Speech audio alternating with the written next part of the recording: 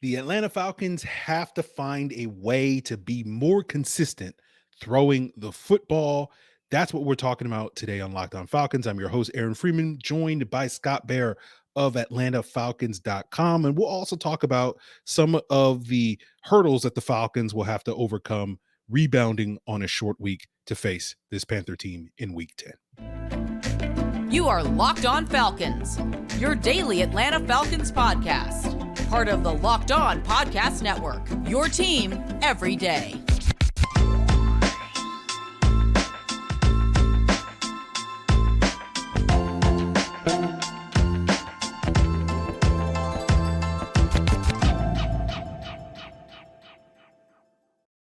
So you guys know me. I'm Aaron Freeman, a.k.a. Sirius Black, a.k.a. Mr. Drew, a.k.a. the very humble host here of this illustrious Locked On Falcons podcast, your daily Atlanta Falcons podcast, part of the Locked On Sports Atlanta podcast family. And today's episode of Locked On Falcons is sponsored by BetterHelp. It's not a crisis line. It's not self-help. It's professional therapy done securely online, available to people worldwide. And they have a special offer for my listeners. You can get 10% off your first month at betterhelp.com/lockedon. So guys, we thank you for making Locked On Falcons your first listen each and every day. It's free and available Monday through Friday on a variety of podcast platforms, including Apple, Odyssey, Google, Spotify, and YouTube. Make sure you subscribe to Locked On Falcons on YouTube, hit that bell, give us a like, and you will get the video version of the podcast the night before the audio drops. So without further ado, let's jump into the conversation I had with my guest, Scott Bair, who covers the Atlanta Falcons for AtlantaFalcons.com. And we'll talk about sort of his takeaways from this week 9 loss to the Chargers, as well as later unpack his thoughts heading into the short week in week 10 against the Carolina Panthers. And we'll get into all of that as we continue today's episode. All right, everyone, we are back with another illustrious guest, none other than Scott Bair of AtlantaFalcons.com, covering the Falcons. And he's here with us to talk a little bit about the Falcons' week 9 loss to the LA Chargers. Still in my head, I want to say San Diego, but I know that I have to correct that. I'll be 82 still calling them San Diego. So we'll talk about that game, as well as swing our attention a little bit to sort of the Falcons' preparation on this short week later on today's episode against Carolina Panthers. But Scott, I want to welcome you back to the show. Well, thanks for having me. And since I'm from San Diego, I will always call them the San Diego Chargers. Left my city, man, uncool.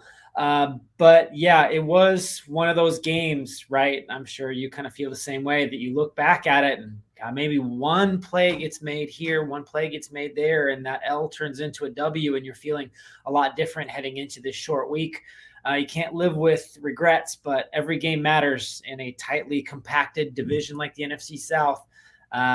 Maybe there were definitely opportunities there where they could have come out of that game with a win. Yeah, it's kind of the flip side of the previous week's game, where I'm sure the Panthers felt similar to walking away with a loss after that game, where it felt like one or two things go their way or don't go against them, they wind up winning. So I'm curious, is that sort of your biggest takeaway from this game, that the Falcons close but no cigar, or is there something else that we learned about this team in this Chargers loss? I wouldn't say that I learned it specifically from this game, but I think it showed up here again, and it's the inconsistency problem that this team has, which generally, if teams are inconsistent, they end up around 500.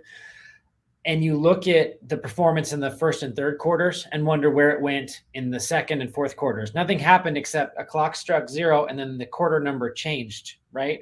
But there were huge discrepancies there. There were some drives in the game, obviously the first one, especially in the first quarter, and there were back-to-backers in the second half where you thought, wow, that's how it's supposed to look, right?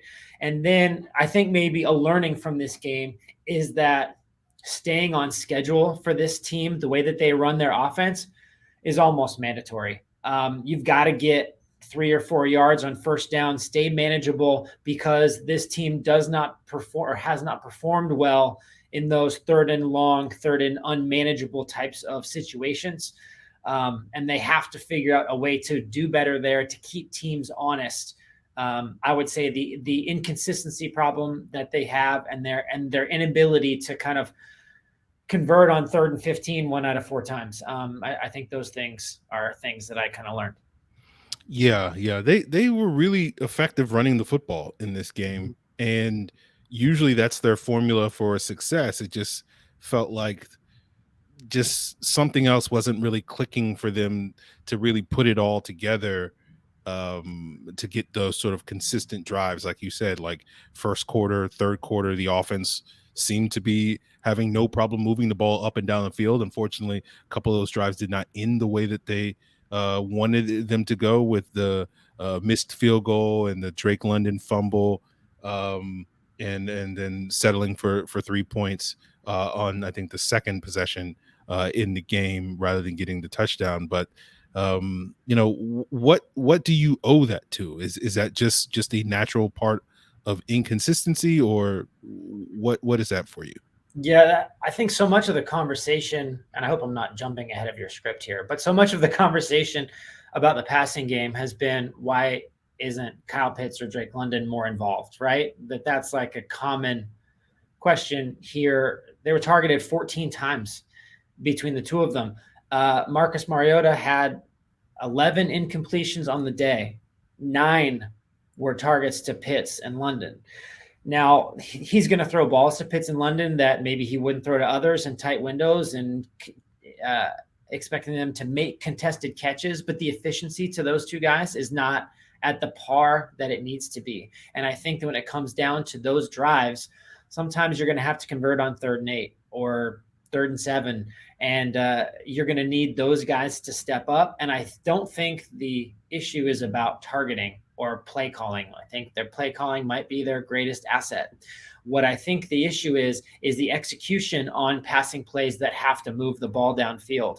If they were more consistent, not necessarily with deep shots, those things are low percentage, right? But if you're more consistent with those intermediate pass plays and completions, then defenses have to be honest. And this Falcons offense gets really tough to stop until they prove that they can do that more consistently. Teams are going to keep stacking those boxes and keep trying to force the Falcons to play to one of their weaknesses as opposed to one of their strengths. Okay. Well, that's a great segue to get us to the next topic, talking a little bit more about that passing game and its evolution with Marcus Mariota, and sort of, getting a little bit more into sort of ways that they can improve. And you've identified a couple already, and we'll get into that as we continue today's Locked On Falcons. Now, a word from our sponsor, BetterHelp. I actually linked up with BetterHelp this summer.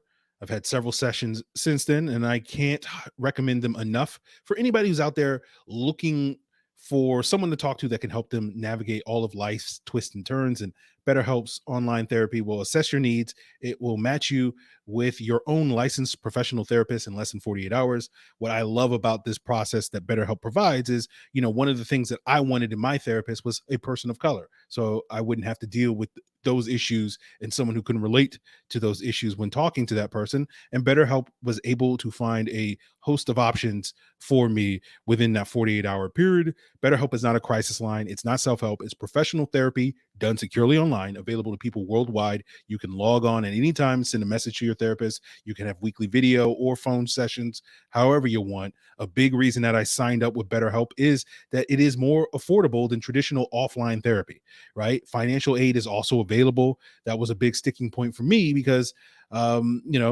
therapy is not cheap. And the way I think about it with BetterHelp, I'm basically making an investment in myself. Very affordable investment. If you're looking to make a similar investment, just head to the website, take advantage of this offer by getting 10% off your first month at betterhelp.com/lockedon. That's 10% off your first month of online therapy at betterhelp.com/lockedon. So, continuing today's Locked On Falcons here with Scott Bair of AtlantaFalcons.com, guys, and want to thank you guys for making Locked On Falcons your first listen each and every day. And for your second listen, why not check out Locked On Sports Today, covering all the biggest stories and taking you behind the scenes with the local experts that only Locked On can provide. Subscribe to Locked On Sports Today to get all coverage of all the sports in under 22 minutes on YouTube or wherever you get your podcasts. So, Scott, you talked a little bit about the Falcons, passing game, sort of the need that it needs to essentially be able to hit some of those higher precision shots, those intermediate throws than necessarily the deep throws. Although it does feel like, some of those deep throws hitting, works very well, as we saw at times when we've seen Mariota connect with, say, Demir Bird or someone like that. We just need to get him to connect like that with Kyle Pitts, and it does feel like a lot of the conversation around Mariota and Kyle Pitts kind of goes away when some of those plays start connecting. But as you sort of mentioned, those are not necessarily high percentage plays. But it did feel like to me the Falcons, despite all their success running the football, were trying to throw the ball a little bit more this past Sunday at times, and it just didn't seem to work. And do you feel like, I kind of look at it as part of the process of trying to evolve and being a little bit more balanced throwing the football, and you're going to have some hiccups along the way. Do you sort of see it in a similar way, or how do you sort of interpret that? Yeah, I look at some of the passing game issues, and Arthur Smith addressed it in his Sunday post-game press conference, where especially when he was dialing up passes on the crucial 3-and-out in the fourth quarter with about 5 minutes left, we saw two passes that ultimately fell incomplete. And he was saying that at some point you just have to keep those defenses honest because they are just loading up to stop the run, especially on those early downs, because of everything that we talked about previously about the Falcons need to stay on schedule.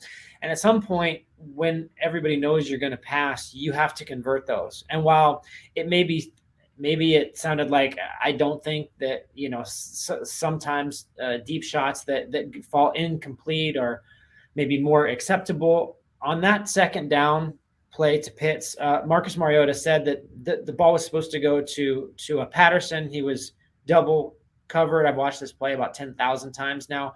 And Patterson wasn't available at the time. Kyle Pitts splits the safeties, right? He's wide open. That's a touchdown. There's no excuse. You have to make that play. Period. Full stop. It wins you the game, right? The next play to London, I don't know if it was route depth or if it was an inaccurate pass, but that was another opening to convert. You've got to hit those.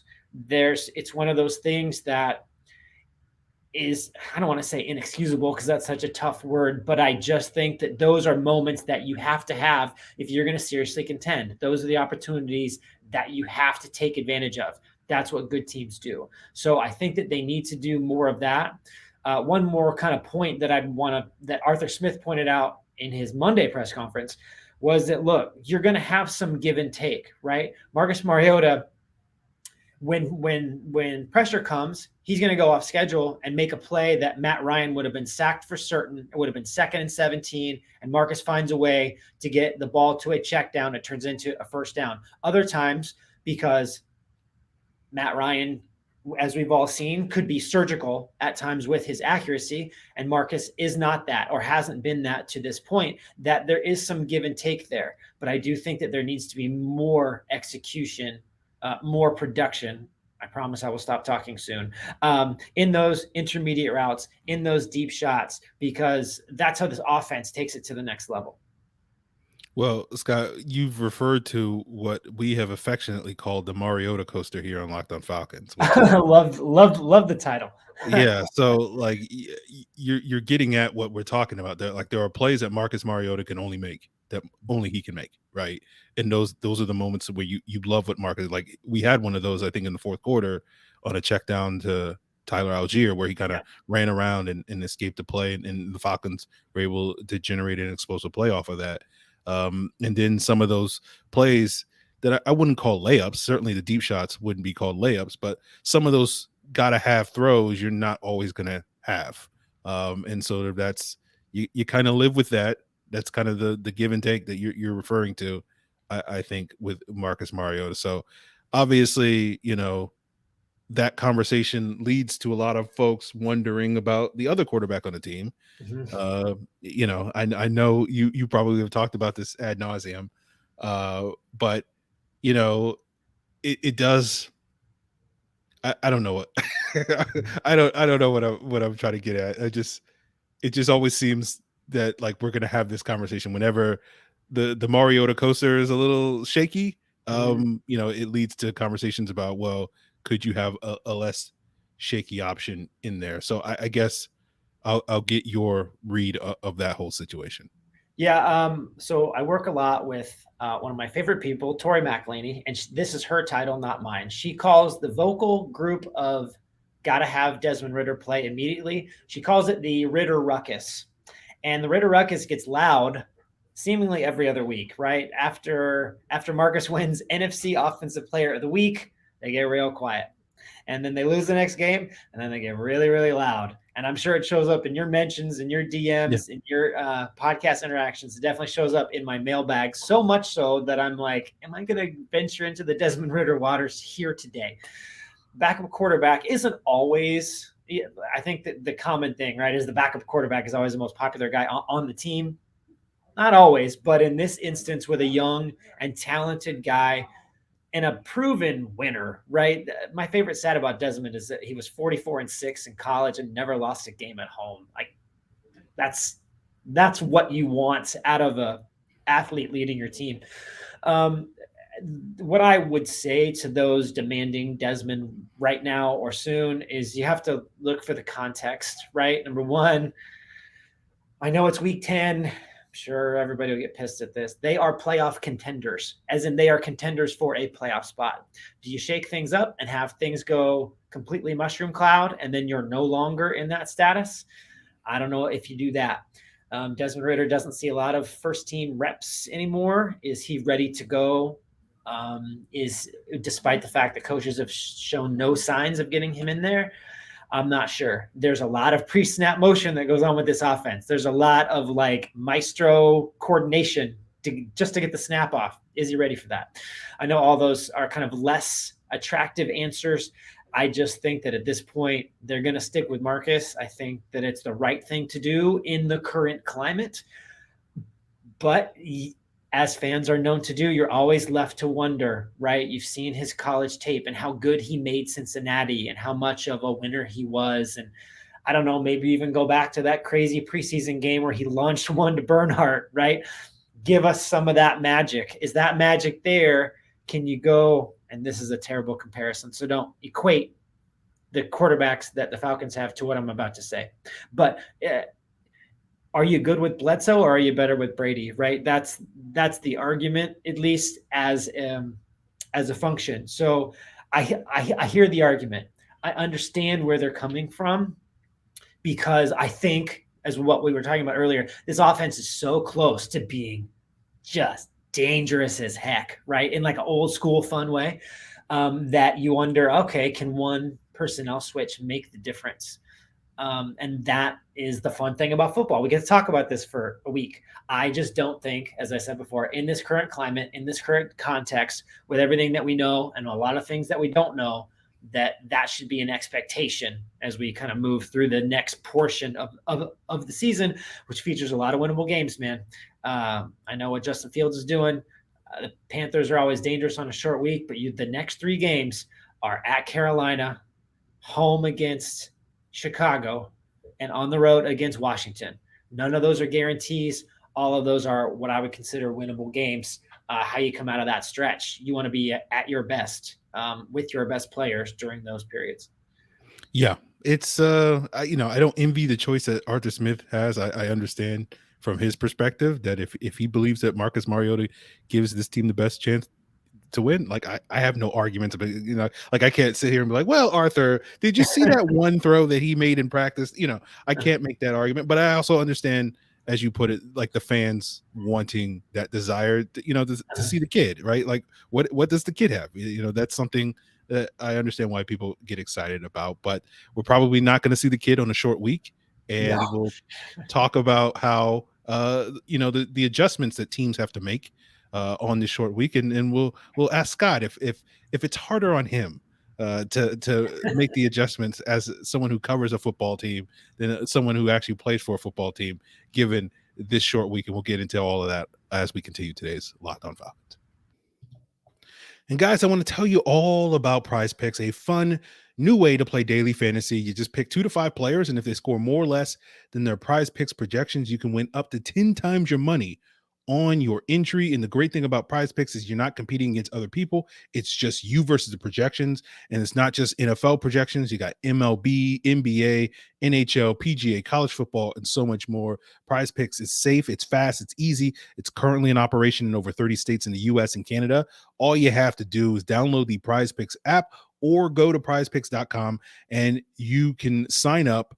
And when you do, make sure you use the promo code Locked On, because you'll get an instant deposit match up to $100, 100% instant deposit match up to $100. So if you deposit $100, Prize Picks will give you $100 to play with. If you deposit $50, Prize Picks will give you another $50. So don't forget, use that promo code Locked On at sign up for an instant deposit match up to $100.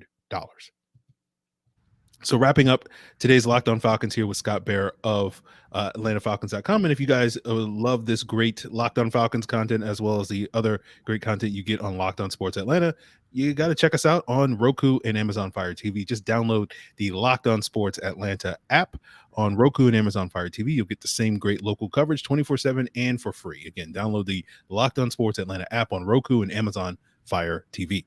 So wrapping up today's episode here with Scott Bair of AtlantaFalcons.com.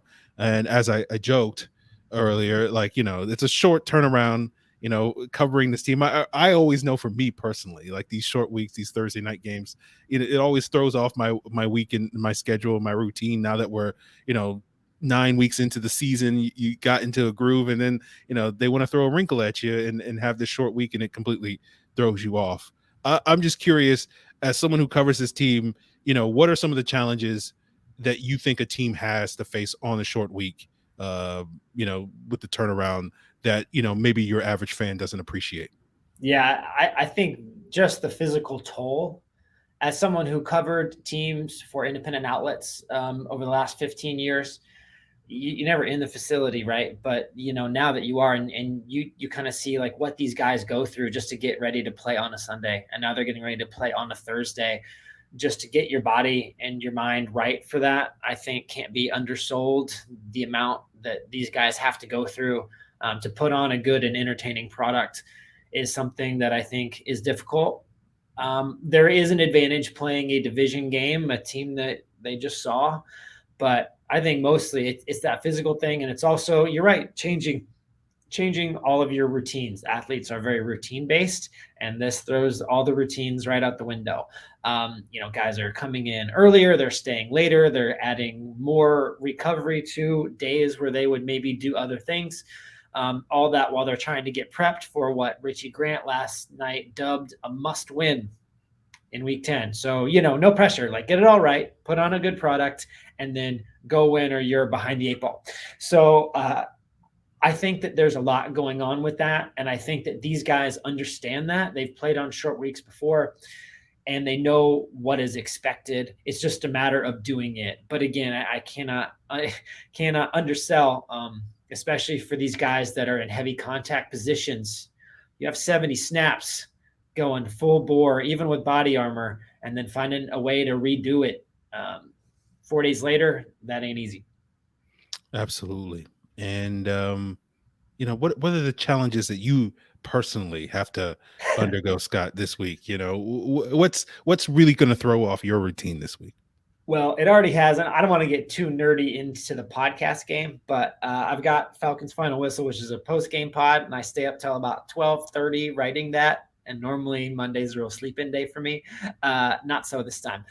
So you got to find a way to do that. You got to find a way to do another podcast after we arrive back in Atlanta at like 3:00 in the morning. I'm sure Tori and I will be really festive then. So yeah, it's just a matter of kind of getting it all done and getting it all out there. And really, everybody says kind of stop looking back at the Charger game because you have such a short week. Well, that kind of has to happen for us as well too, which is interesting, which I'm glad that you have this longer form type of podcast where I can work out all the thoughts that I have. So this is great. But ultimately it's about figuring out what's coming next against the Panthers. They could play 3 quarterbacks or 1 of 3 or 2 of 3. It's going to be an interesting matchup. But I think what I have enjoyed most about this Falcons team is win or lose, they are entertaining, they're engaging, they're thought-provoking, and I think that is fun. And it's just a matter of writing enough or talking enough to get all those thoughts out there into the world. So yeah, this is a good opportunity for all that. Absolutely. Well, I hope you can rise up, as they say, deal with the adversity of handling the short week. Covering this team isn't easy, but I agree with you wholeheartedly on that last point. That was my biggest issue with the team the last couple of years, is they just weren't entertaining. At the end of the day, this is a sport for entertainment. Entertain me, don't make me feel like miserable for 3 hours on Sunday watching a bad, boring football team. If you're going to lose, then at least be fun and entertaining while you're losing. That's basically my issue. And this team is fun and entertaining while winning. And all of a sudden that's a new wrinkle. And it's like, oh, wow. This is crazy. I'm enjoying this. So, Scott, I really do appreciate you joining me on today's episode, talking about this Falcon team, and we'll see what team shows up on Thursday against this Panthers team, given the short turnaround. But as you so eloquently put it, go ahead and plug all the stuff that you'll be working on in this short week to get this thing turned around. Yeah, well, there's going to be, lots of stories and podcasts. I would like to use the platform to plug something that actually isn't going to run this week, but has been running every other week. If you're a fan of Falcons podcasts, we have a new one called Falcons in Focus, and it's in its infancy, but we Tori McElady and I sit down with a player over a longer form time, maybe 25 to 30 minutes. You can go back through the archives. You've had Kyle Pitts and Grady Jarrett and Richie Grant, which was a fantastic one. And I'm really excited. It's not this Panthers week because of the short week, but we have Younghoe Koo. He's just phenomenal. He's both super funny and engaging, and also gets really kind of serious about his formative years. I think it's definitely worth a listen if you're down for getting to know more about these Falcons players. We have Younghoe and then Rashaan Evans coming up after that. Really powerful stuff from both of them. So yeah, man, add that one to your podcast routine. It's got to fit somewhere. It comes out on Thursdays. Absolutely. All right. Well, there you guys have it. Check that out. When you get the chance for some great Falcons content, get a little bit more in depth with some of these players that we all root for on Sundays and occasionally on a Thursday. So Scott, really appreciate you joining me. We'll have to do it again sometime, hopefully on a normal week where you can take a regular breather or something like that. But you probably won't get a truly normal week until after the season is over, if I'm guessing right? Yeah, maybe on the bye week. Going to go down to ATL Live this weekend, get a little mini bye. But yeah, man, I am one of your loyal listeners. Love the show. Thanks for having me on. I really appreciate you joining me, my friend. Thank you. Thanks. All right, guys, that's going to do it for us here on today's Locked On Falcons. Thank you to Scott Bair of AtlantaFalcons.com. Go check him out over there. And tomorrow's episode, we will be doing our all 22 review, answering some listener questions. I know we didn't get to that last week because of the trade deadline stuff that we were able to, but hopefully we'll have an opportunity for you guys to have your questions answered on this week's film. And we'll probably also be joined by Jarvis Davis for our key to victory segment that we normally do on Friday's episodes, but because of the short week, we'll get that in a day earlier. And obviously, Thursday will be fully crossover Thursday with myself and Julian Council. So tomorrow we're mashing all the episodes together, right? And then of course Friday will be basically my rapid reaction to whatever happens Thursday night. So that's the week here on the short week. It always throws off the schedule a little bit. So we're kind of jamming a lot of things together tomorrow. So good chance that maybe some of your questions will get the short end of the stick, but that's just reasons for you to submit better questions. I don't know. I don't know why I'm sounding so judgmental when I say this, but submit your questions and we'll see what we do. That's basically what I'm saying. We'll see. You can submit your questions via social media on Twitter or Facebook at Locked On Falcons. You can send an email to lockedonfalcons@mail.com. You can leave a comment here on Locked On Falcons YouTube channel, or you can hit me up in the Discord, the Locked On Falcons Discord. The link is in the description below. So yeah, tomorrow, all 22 review, Q&A, and Jarvis's keys to victory, all on deck for tomorrow's episode. And then we'll have crossover Thursday later in the week. So I hope you guys enjoyed today's episode. That is going to do it for us. Make sure you check out Locked On Sports Today, Locked On Sports Atlanta, Locked On Hawks, Locked On Bulldogs, Locked On Braves as your second listens, Locked On Fantasy Football, Peacock and Williamson, Locked On NFL, Locked On Panthers. Right? All that and more. You got plenty to do as your second, third, fourth, fifth, sixth, seventh listens. You got a lot of listening to do. So I will stop talking so that you can now go check out your second listens of the day. Appreciate it, guys. Till then.